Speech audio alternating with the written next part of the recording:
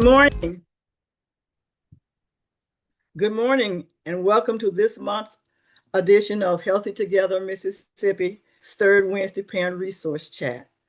Again, my name is Bettina Campbell, and I am the Social Service Coordinator and Medicaid CHIP Assister for Oak Hill Regional Community Development Corporation, which is the parent corporation of Healthy Together Mississippi. Joining us again today is Mr. Thomas Robinson, our Technology and Metrics Director. We want to acknowledge our Executive Director, Dr. Michael O. Miner, and our Program Director, Lottie Miner. As you are aware, our webinars are designed to ensure that we provide current and relevant information and resources that uplift parents and other child care providers with practical tools, timely resources, and faith-rooted encouragement. So we encourage you to share your Healthy Together Mississippi Facebook pages and our website, www.healthytogetherms.org. Again, that's www.healthytogetherms.org. Well, here we are in May already. And as you know, we try to provide information about different monthly health services. So some of the ones that we've chosen to talk about today is that May is American Stroke Month. Every minute counts when a stroke happens. Knowing the signs of stroke with Be Fast and taking action in the moment matters. So it is important to recognize the warning signs and to call 911 immediately. This can make a difference between whether a person has a strong recovery or whether they're disabled or even whether their life continues. So by learning and sharing the Be Fast warning signs of stroke, you just might save a life from someone having a stroke. Be Fast is an acronym to help quickly identify stroke symptoms. It replaces and expands the older tradition, FAST acronym. It includes two critical new warning signs, which is balance and eyes, and is to help catch a wide variety of a different variety of strokes. So when we say acronym, it means that I'm going to tell you now what that acronym stands for. B represents balance. Is there a sudden loss of balance or coordination? When we're talking about E, we're looking at the eyes. Is there a change? Is your vision blurred? Is it double visions? Are you seeing double? Or is there sudden loss of sight altogether? And if so, this could be a warning sign. And when we talk about face, we're looking at whether there's drooping or whether there's asymmetry in your face. Asking the person to smile can reveal if it's sagging on one side. A is for arms and legs. Yes, I said A is for arm and legs. Is there a weakness in your limbs? If you raise your arm or your leg, does one of them drift or seem to go down instead of staying up? That's a concern. S is for speech, slurring words or otherwise having difficulty speaking and understanding others. And T, which is all of them is critical, but this T is really critical, and that stands for time, because you have to get them there in a timely manner, because if they are there in time, some of the things can be stopped or reversed. So we want to make sure that in the case of a stroke, we understand that we're looking for sudden signs and symptoms. Sudden signs and symptoms. And when we see those signs or symptoms, we don't want to delay. Because sometimes we go, oh, is it that or is it not that? That's not for you to figure out. Call the emergency 911. Let them transport you to the medical facility and let them determine whether or not it's appropriate for you to be there, because time is of the essence. So other health observances in May include the National Women's Health Week, which was May 10th through the 16th, and NBC USA Hope's Power to End Stroke Sunday, which was this past Sunday. And we encourage you to reach out and find out more about that so that you can have this information and resources available to your congregation or to your family. And you can all participate in the Power to End Stroke Sunday next year. Finally, the May observance that we have chosen to highlight today is National Mental Health Awareness, which focuses on reducing stigma, promoting mental health wellness, and encouraging access to mental health resources and support services. The 2026 Mental Health Awareness theme, More Good Days Together, encourages individuals to define their own vision of a good day, whether it's calm, whether it's connections, or whether it's manageability, and to work to collectively make more good days for all. It emphasizes personal wellness and community support.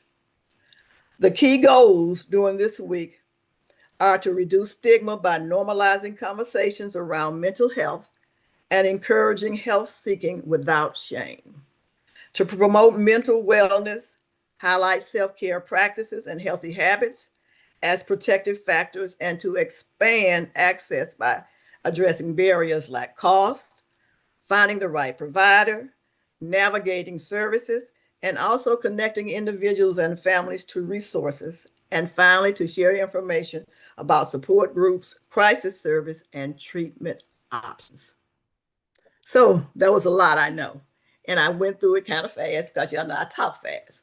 But again, uh, today we will be talking about mental health and substance abuse. And so back with us is one of our favorite people, Dr. Don Vereen, to provide the information to help us better understand what that relationship is.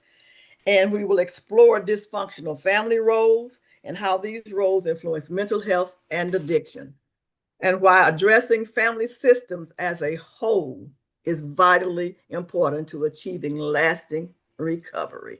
So again, welcome, Dr. Vereen.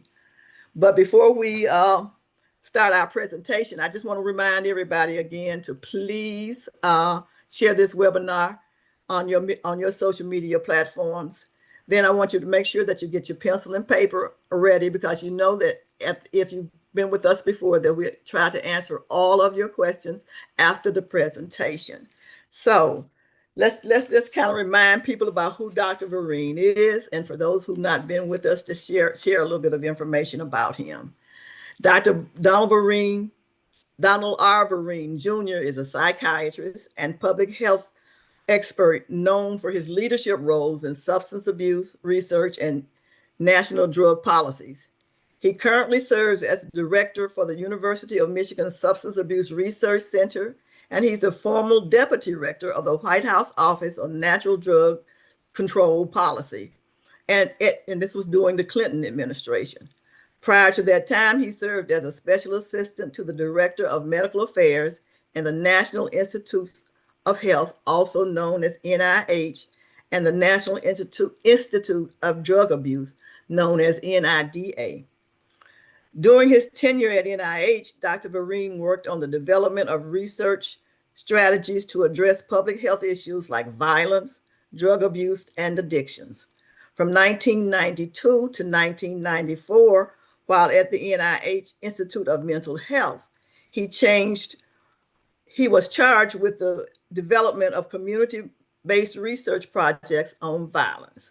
Dr. Vereen carried this intervention over to the National Institute of Drugs on Drug Abuse, and where he worked on interdisciplinary research projects dealing with the causes and consequences of drug abuse. Again, welcome, Dr. Vereen. Hi there. It's a real pleasure to be here. And I'm going to pull up some visuals to help with what I have to share with you. There we go.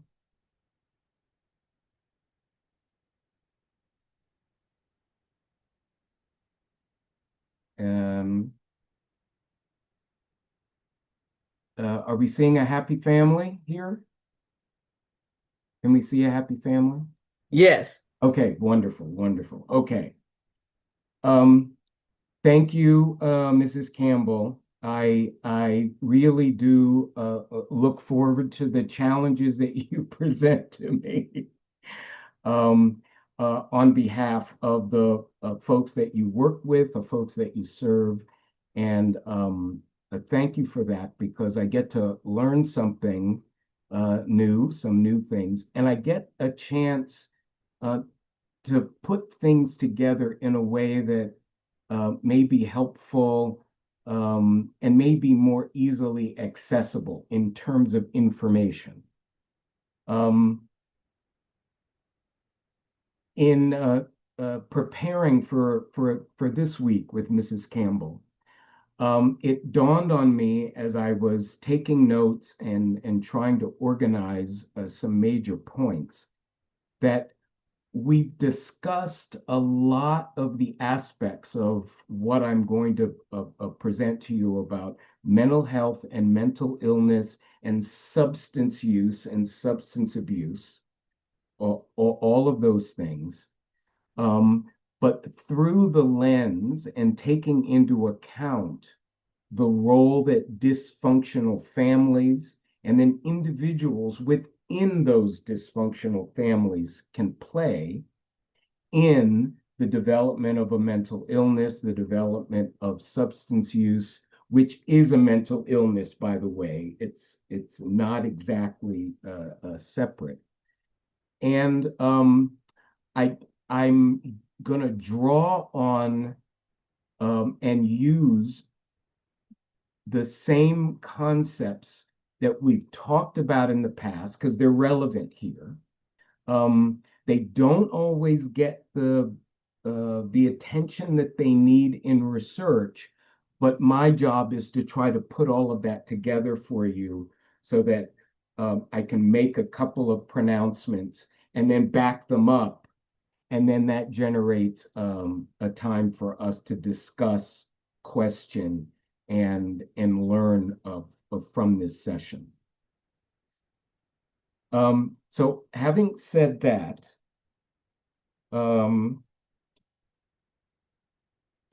not really having trouble advancing here.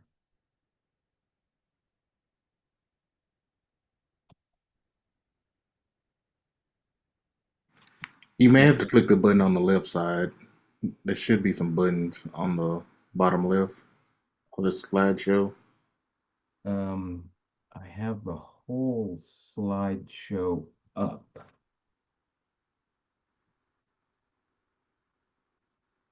Um,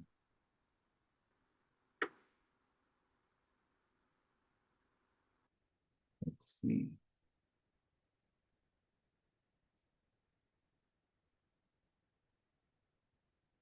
Um, it's just, oh, there we go. Thank you. Try resharing your screen now.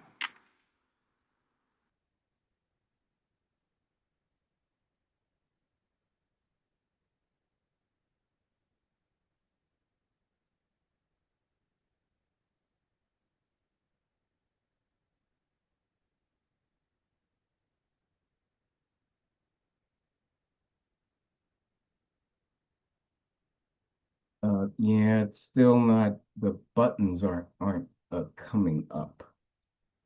Oh, I'm sorry, there were some on the left. Oh, there they are.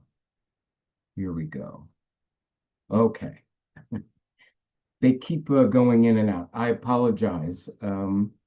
Anyway, the point I want to make about mental health and mental illness that's slightly different from how we've talked about it before is that it's a spectrum.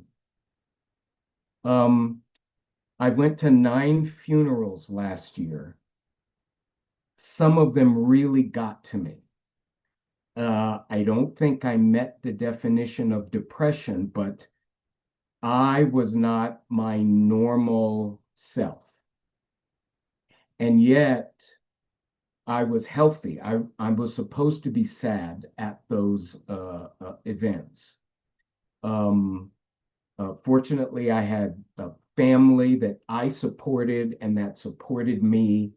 and the balance between mental health and mental illness may have shifted a little bit. But I'm here today. I'm not overly depressed. I'm able to think clearly and to work with you. But there are some of us where a loss can be overwhelming, and we're not mentally healthy anymore. We've become ill. And somewhere in that spectrum, there's a line where you go from mental health to mental illness. And to be clear, substance abuse, and in particular addiction, is a particular type of mental illness. There's something in our culture, and maybe that's a discussion for a future talk, why substance abuse and addiction are separated out from mental illness. It is a mental illness. Addiction is a mental illness. You've heard me present on that a couple times in the past. So there is this spectrum, and there's a line when you change from one to the other. Let me be clear, there is a line, but that line can move. There are times in your life when you may be vulnerable to a mental illness, and the slightest change or the slightest challenge in your life can tip you over into mental illness. And sometimes you can be really, really resilient for quite a long time, and that line shifts. So try to hold that model in your mind, and that's another way of saying we can all become mentally ill. We can all be mentally healthy as well. And so I'm saying that in part to address the stigma challenge for having a mental illness. It takes the stigma away to a point if we all realize we can all go there. We can all become mentally ill. The circumstances, our social environment can be enough to do that. Psychological issues can do that. Let's say you're being tortured, you're being held captive and you're tortured. That will change your psychology. And then individually, inside of us, there are things that can tip us over into mental illness. We can be born with a propensity to be depressed, born with a propensity to be schizophrenic or manic. That's a quick and dirty way of saying there's a spectrum, and then there are multiple spheres that's outlined in this next slide that you've seen before. This way of thinking about where are we when we say we're mentally healthy, and then where are we when we're mentally ill? And the answer to that second question, where are we when we're mentally ill, is when any one of these spheres, the biological, the social, or the psychological, becomes out of balance with the others, or one of those spheres gets bigger in relation to the other, or smaller in relationship to the other. Notice how these spheres overlap. We talked about that before. And notice where all three of them come together in a balanced way is when we have mental health. So another way of making the point that there is a spectrum and that there is a balance. And notice what is right in the center under mental health. It's family relationships. If that area is, I'll say, small, meaning there aren't very good family relationships. That probably means the psychological area has gotten bigger in ways that are probably less healthy. The social part has the social contribution to the family relationships has shrunk. This is meant to present a model so that when you think about mental health and mental illness, there's a spectrum. There is a spectrum of family relationships as well, from the good to the not so good. And those relationships can change. And those relationships happen in the context of our social environment, including the leadership of our country, which has been tearing some families apart, our psychological state, and what are we born with? What kinds of vulnerabilities, what kinds of strengths, biological strengths, do we possess? And then as individuals, we are members of a team. We are members of a group called a family. And that in itself is a dynamic entity. You could say that the family, at least one of the ways I was taught, the family is itself an organism. And it can be healthy or it can be unhealthy. And it's on a spectrum. And where is the line where the family is healthy and the family is not healthy? If we could use that same analogy. Mrs. Campbell wanted me to talk a bit about the relationship of dysfunctional families and dysfunctional family roles and how those can relate to addiction in particular, but all mental health. And I have a slide I borrowed from somewhere. I couldn't get a clear reference, but this is one of the ways to talk about dysfunctional family dynamics and some of the individual roles. They go by different names. The importance here is that there are these different roles that people can play within a family.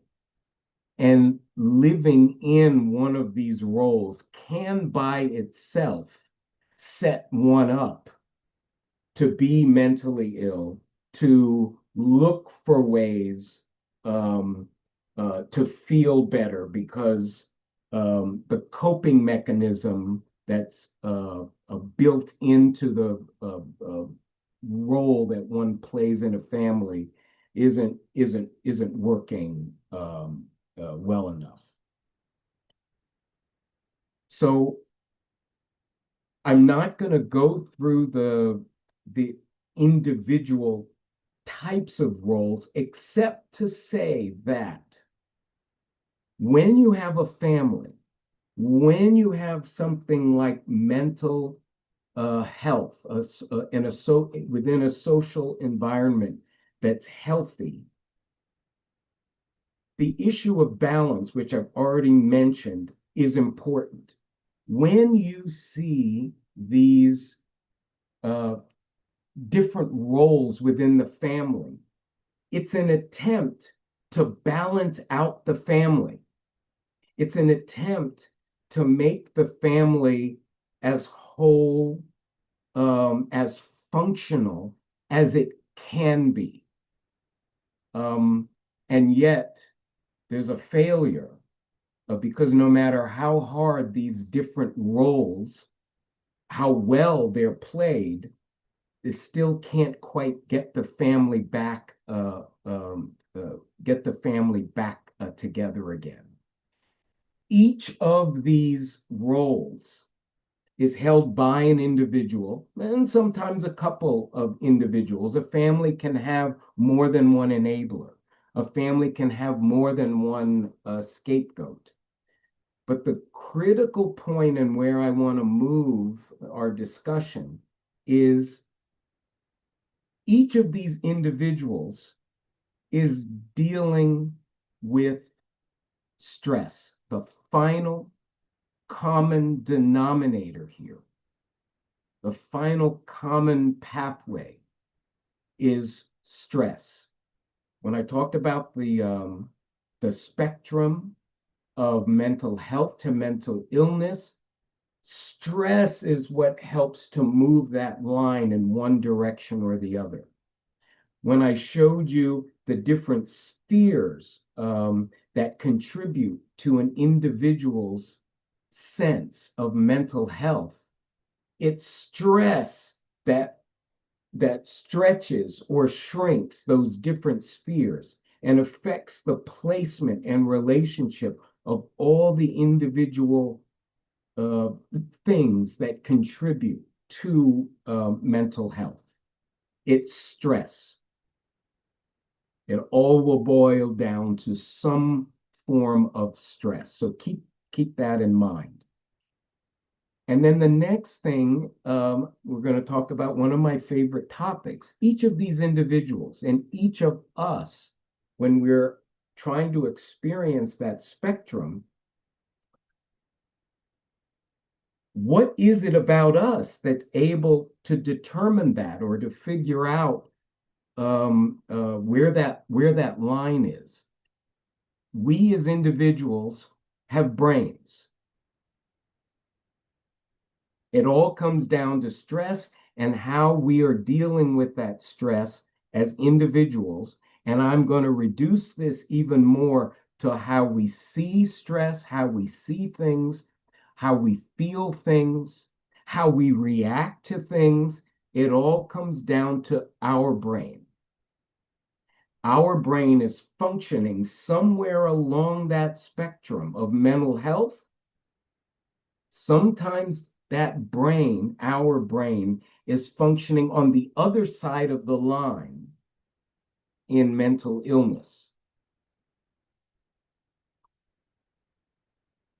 And I hope you're continuing to follow me here. So you've probably seen a form of this slide, which is a way of saying, you know, our brains are pretty sophisticated. They allow us to see. They allow us to think. These brains, our brains, allow us to feel. And we know enough from science and from research to know where in certain parts of the brain these things live. There are pathways, and I've just, this slide shows a few of those, and some of them are quite sophisticated. We have an area of the brain that is so highly developed that it squelches our ability to do or say embarrassing things, or to do things that we really want to do but are against the law. Our brain can do very sophisticated things like motivate us to do things. And then what happens when we lose that, motivational drive? Because it's attached to inhibitory control, it overlaps with that, and it overlaps with our ability to feel reward. You can see already that when things get out of balance in our brains and we can't compensate, we can't redirect, that's what helps move us along that line into mental illness. What happens if we're in a social environment like our families? We have these memories. There's a whole system, a couple of systems that overlap for memory and learning. We see dad beating mom. We see someone shooting someone else in our environment, in our neighborhood.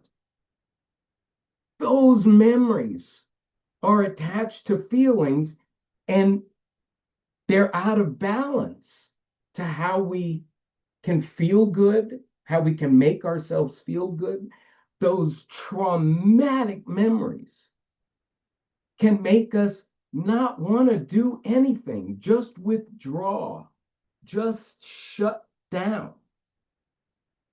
Those memories may make us break out and act on the outside.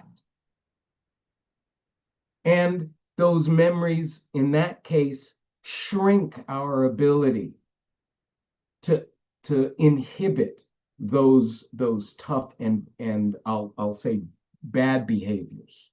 But you can hopefully understand what the basis for those bad behaviors are. The person isn't bad. It's the circumstances that have changed their brain, and they can't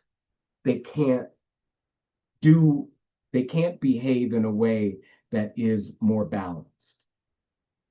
So having said that, one of the things our brain is smart enough to figure out is, well, what can I do to rebalance things? If you've got these intense memories that you cannot help your own reward system to soothe or to help you forget, well, you can drink alcohol, you can take cocaine, you can inject heroin, because that'll turn on the reward system. That'll help you forget. That'll help you ignore those memories. But then what happens when you're taking something that's injecting into and expanding the reward system? Pretty soon, that gets out of balance.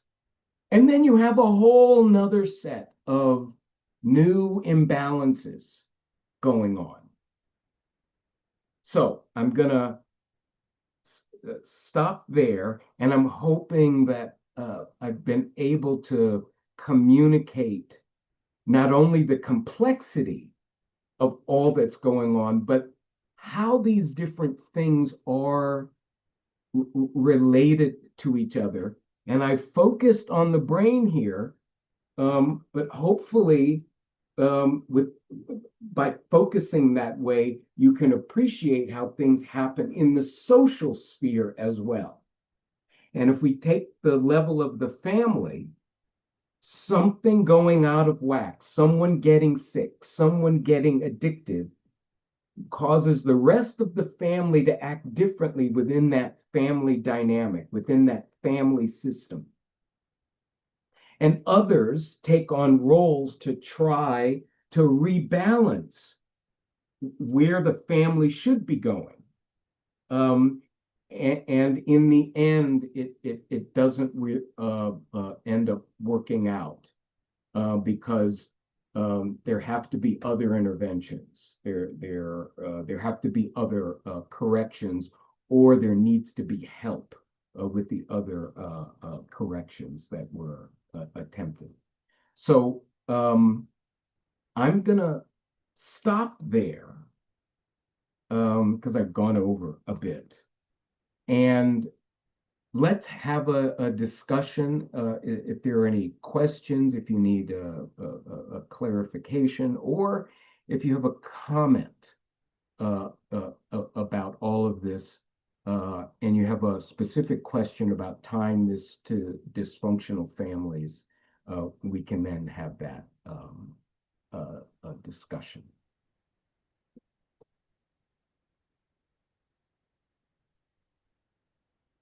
Thank you, Dr. Vereen. And you hadn't really gone over, but I'm going to ask some questions, and hopefully this will kind of help other people to figure out some questions they may want to ask.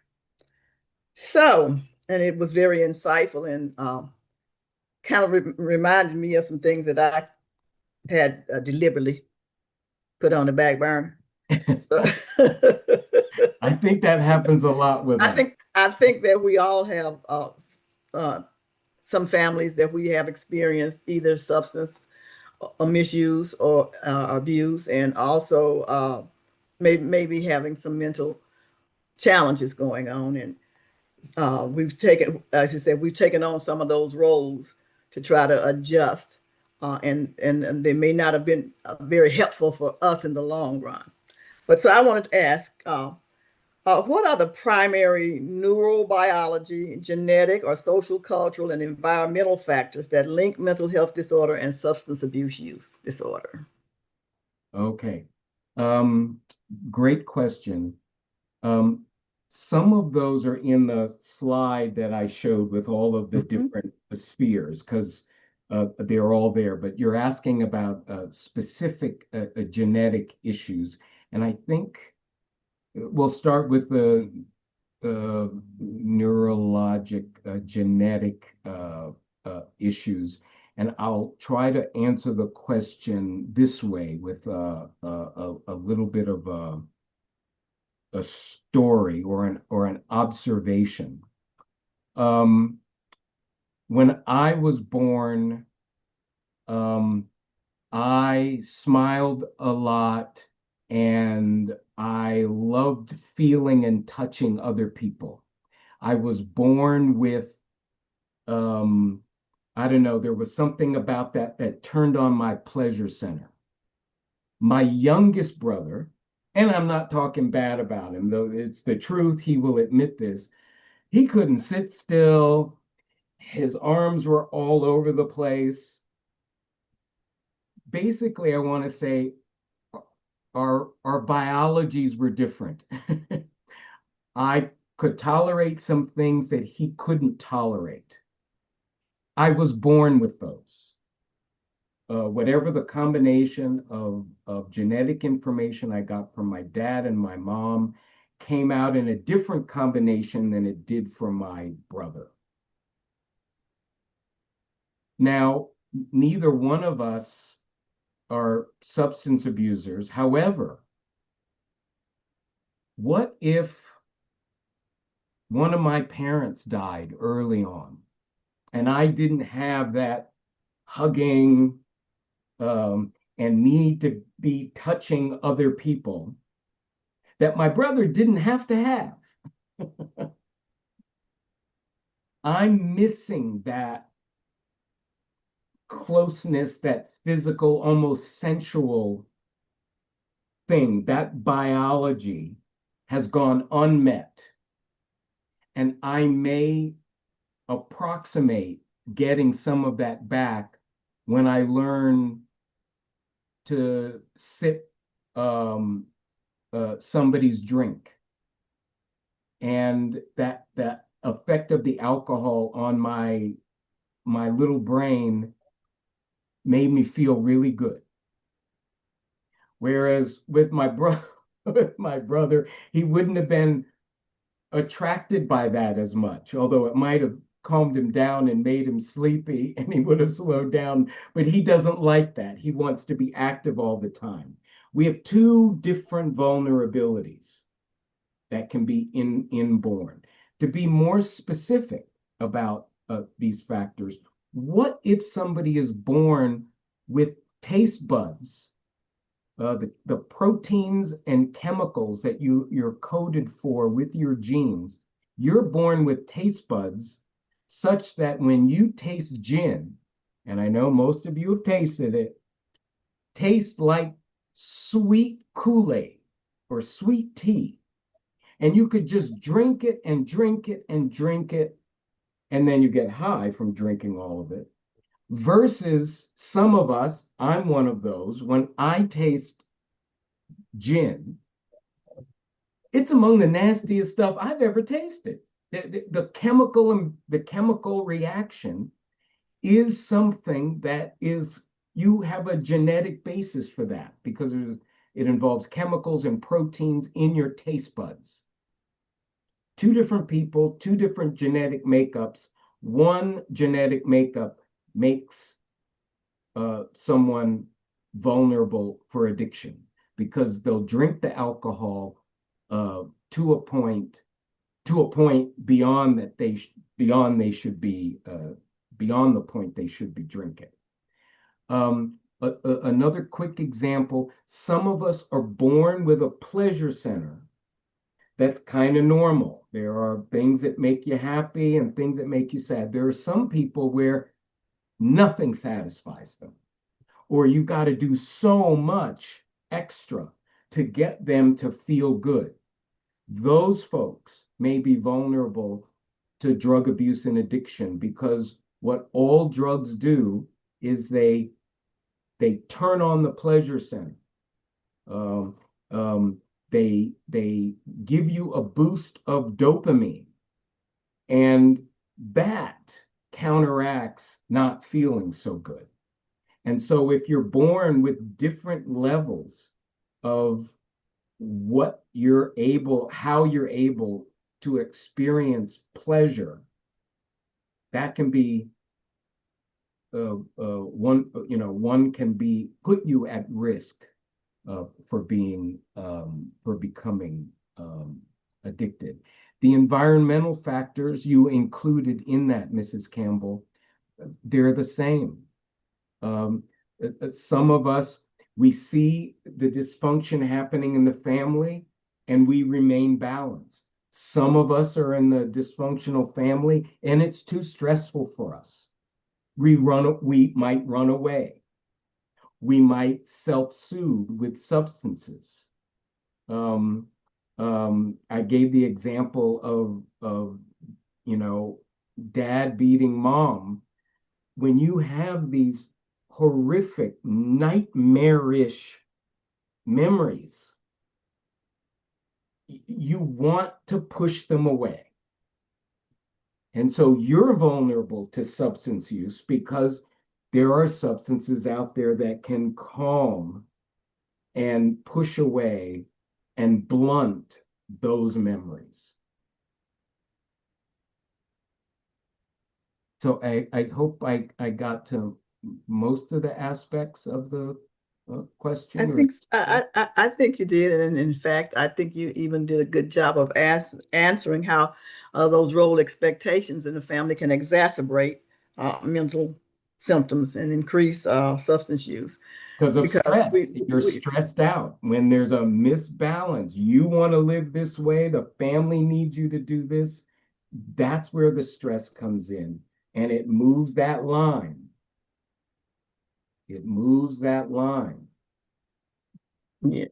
And it kind of helps us to determine as individuals what role we're going to play in the family. Either we choose that role or the role is assigned to us.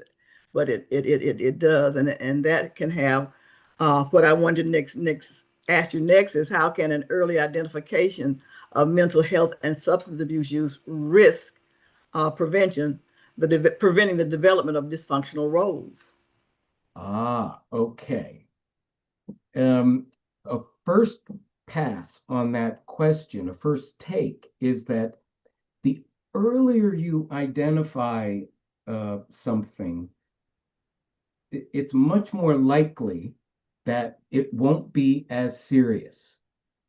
The later you wait to diagnose something, the more damage may be done by whatever it is. Now, I'm being very general here, but you take a cancer diagnosis. It's so much better, so much easier, and it's so much more beneficial for the person who has cancer to have it diagnosed early. It won't be as big. You diagnose a psychiatric issue, let's say a psychological imbalance early, you address it early, it won't get as big. It won't cause as much damage to the individual and the family that the person is living in. It won't affect the family as much because it didn't get bigger. And often when these things get bigger and harder to deal with, that's what forces the family into these different roles to try to to try to deal with that mental illness or that abnormality in the family. Because what comes along with the mental illness is bad behavior that's challenging to deal with. So by addressing it early, the person involved gets help faster, earlier, and presumably will find a healthier life faster. The longer it takes, it may create more complicated things. Once you've identified what it is and then you try to fix it, imagine all of the complicated changes, both within the individual and in the individual social sphere, how all of that's got to be fixed. Talk to someone who's been in 12-step or Opiates Anonymous. This isn't just about alcohol, but in the 12-step program, they have to go back and take into account all the things that they messed up because of their behavior. And it may have messed up a family.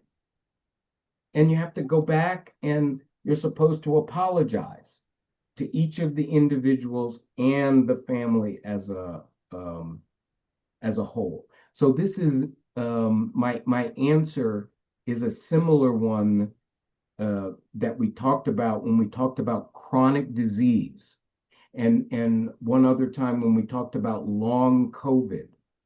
The general idea that if you address something early, or you prevent it in the first place, any of the consequences or any of the damages that happen later, there are fewer of them if you identify and address it early. And there's less damage and increased recovery. There's an easier recovery. Thank you so much for that answer. And there's an answer that I see to the person who put it in the chat. I will answer that question. But first, I did want one more thing, Doctor. What role can the community or the workplace or family intervention play in promoting healing and role functioning? There are two things that come to mind. The first is having information. Knowing that there are mental illnesses out there, and knowing that there is mental health out there. And I would argue, knowing that there is a spectrum and that people have different thresholds in which the stress that they're under may tip them over.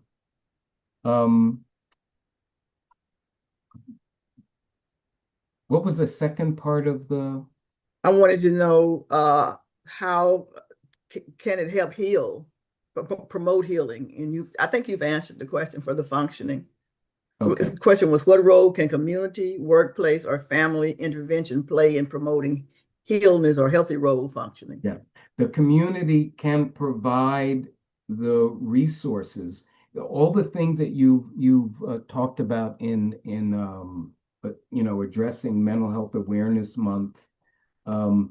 Making the resources available, making it communicating to people that there are resources. If there aren't resources, well, sometimes that's important to know also.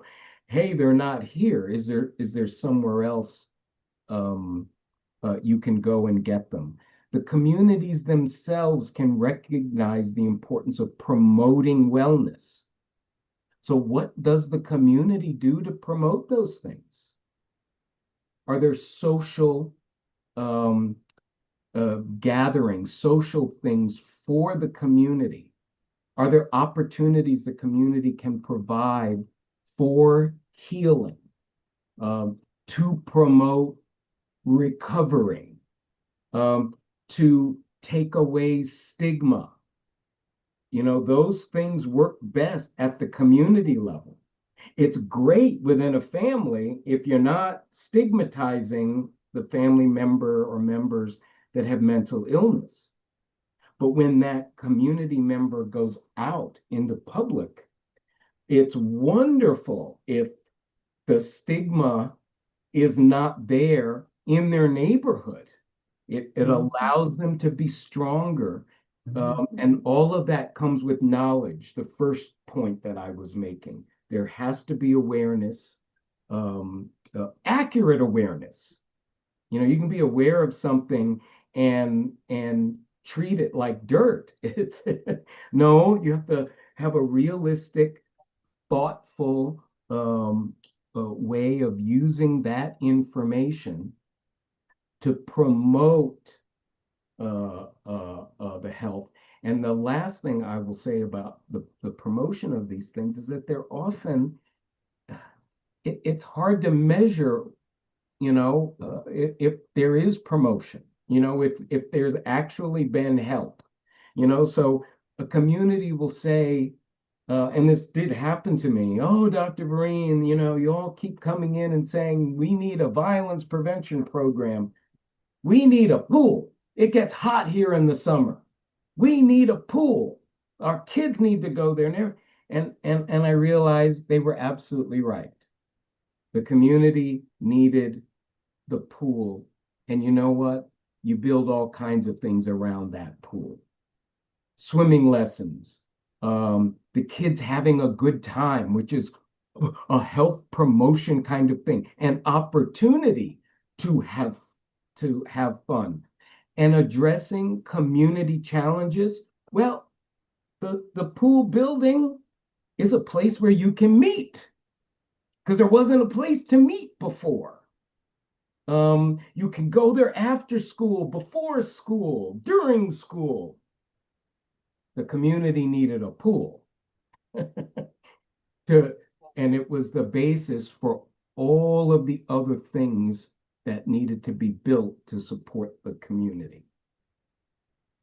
So I really like that example because it tells you that we as professionals, as researchers, as scientists, we can think that a community needs whatever, but if the community doesn't buy into that, it's no good. And so that's one of the reasons I really like the fact that Oak Hill does these webinars, because it provides education. It provides the opportunity for people who may not have even thought about what they need, to now think about what they need. And if they thought about it, to share it with us so that we can possibly help them to find the resources that they need to meet the community need. So again, we want to thank you, Dr. Vereen, for being with us.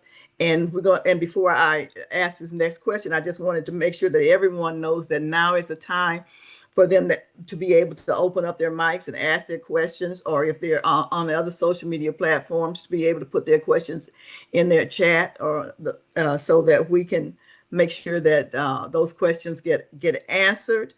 And I just, before we start that though, I did want to look at what our takeaway for today is, and it's that health, substance abuse, mental health and substance abuse are linked through shared biology, environment, and other mechanisms. And dysfunctional roles often emerge as adaptive responses to these challenges, and an integrated holistic treatment that restores healthy roles alongside mental health and substance abuse use is the most effective path for sustaining recovery. In other words, we treat the whole person.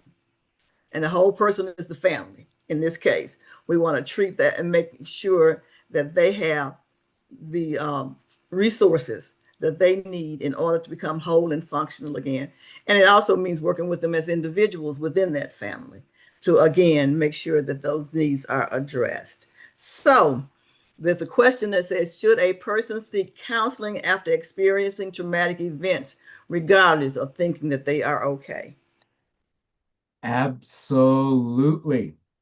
One of the most important lessons that I learned in my training was that when you've had a traumatic event, part of the treatment, if you will, is just sharing what one knows about the biology, the psychology, and the sociology of trauma. Someone has a traumatic event, and you say, oh, yeah, I'm sorry. We've taken care of these issues that were a direct effect that we can see so far of your trauma. But there are still things that may develop along the way. This is what they are. You can do this for yourself if you experience whatever. You should come back if you have this, or this. So in the case of post-trauma, again, I'm going to give a real world example. This goes back about 40 years. In the emergency room I was working in as a psychiatrist, a rape victim came in. She was seen by the surgeon because the surgeon had to give an examination and make some minor, I'll call them repairs. She had some scars and some problems.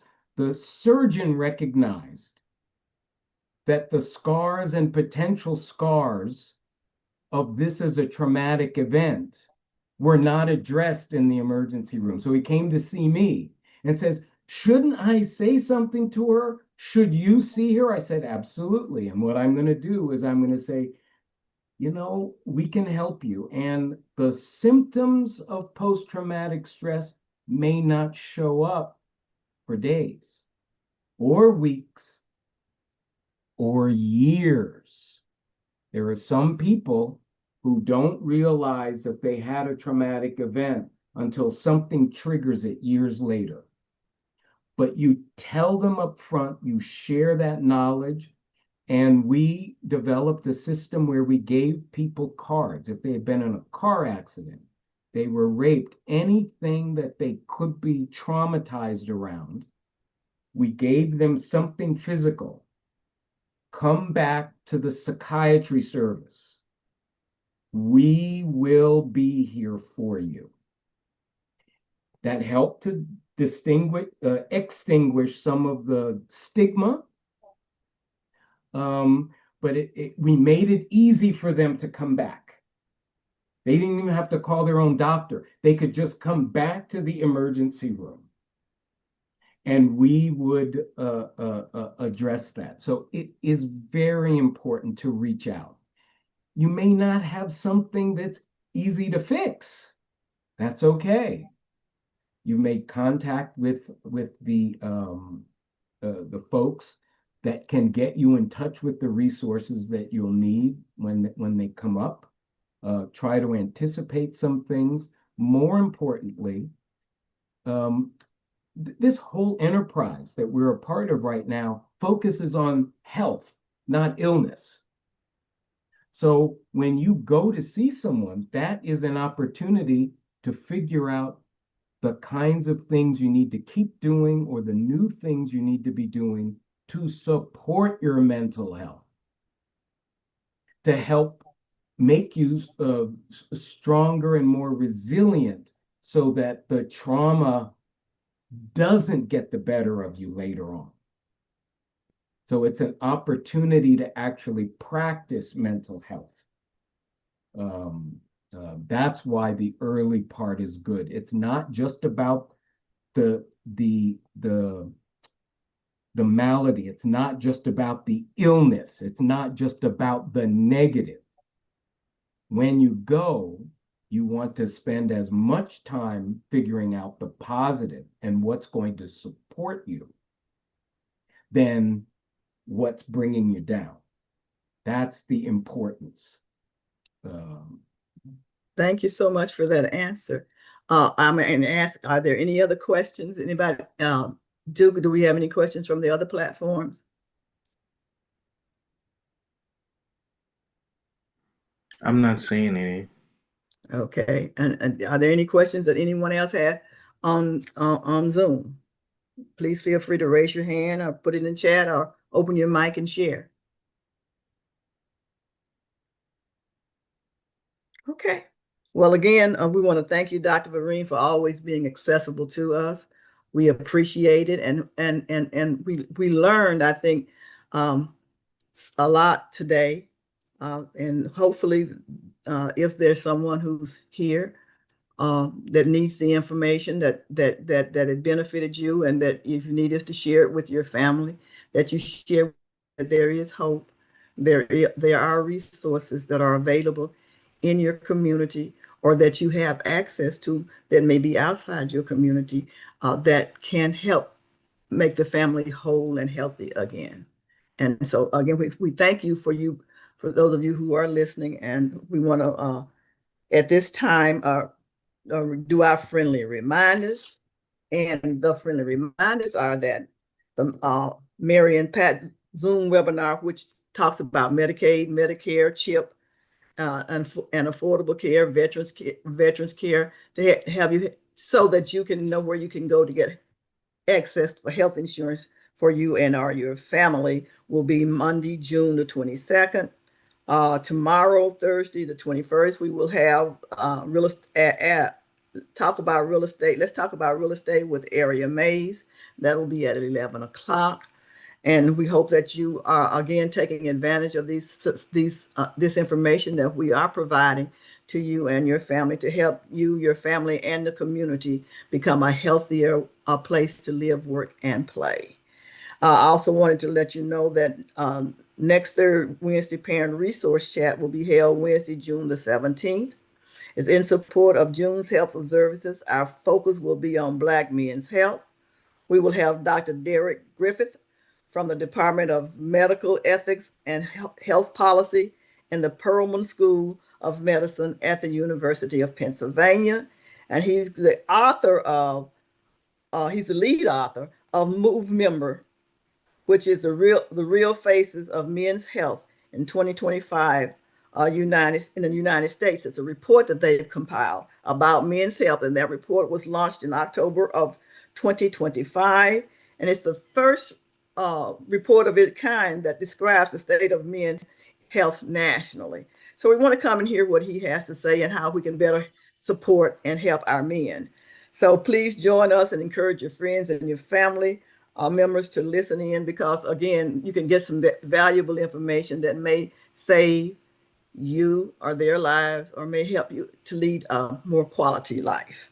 So you can learn more about us at our website, www.healthymississippi.together.org. We want to once again acknowledge our Executive Director, Dr. Michael O. Minor, and our Program Director, Lottie Minor. This has been a production of the Oak Hill Regional Community Development Corporation, empowering parents and strengthening families in the Mid-South region and across the state of Mississippi. For those of you who are on our who are on other social media platforms other than Zoom, we really do again appreciate your support. We thank you for joining in, and again, we hope that we've shared some information with you that is valuable and that will help you and or your family or your community. We will say to you, have a blessed day today, and certainly enjoy your holiday. And remember to be safe and not drink while driving. Thank you. And so those of you who are on our Zoom, we'll ask that you stay around for a few minutes after we sign off the other social media, so that if you do have questions or you have comments or concerns,